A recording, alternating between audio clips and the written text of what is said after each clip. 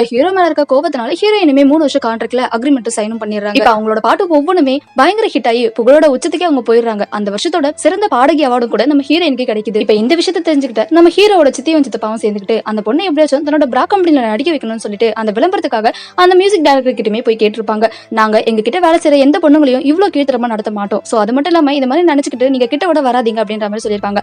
நீங்க பல கோடி கொடுத்தா கூட சரி நான் அந்த பொண்ணை கொடுக்க மாட்டேன் அப்படின்ற மாதிரி சொல்லிடுவாங்க.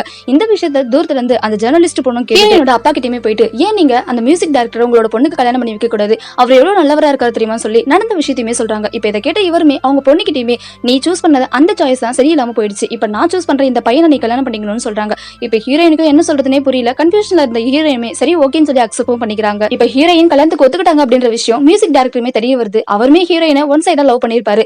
இப்ப அவங்க கல்யாணத்துக்கு ஒத்துக்கிட்டு அவருக்கு ரொம்பவே சந்தோஷமா தான் இருக்கு. ஒரு பக்கம் கல்யாணம் பயங்கர தடபடலா போய்கிட்டு இருக்கா. இங்க ஹீரோவும் காதல் தோல்வியில ரொம்பவே கஷ்டப்படுறாரு. இப்ப ஒரு நாள் ஹீரோவோட வீடுமே தீயில எரியுது. அதை பார்த்து ஹீரோ உடனே அவரோட ரூமுக்கு போயிட்டு ஏதோ ஒரு திங்ஸ் எடுத்துட்டு வராரு.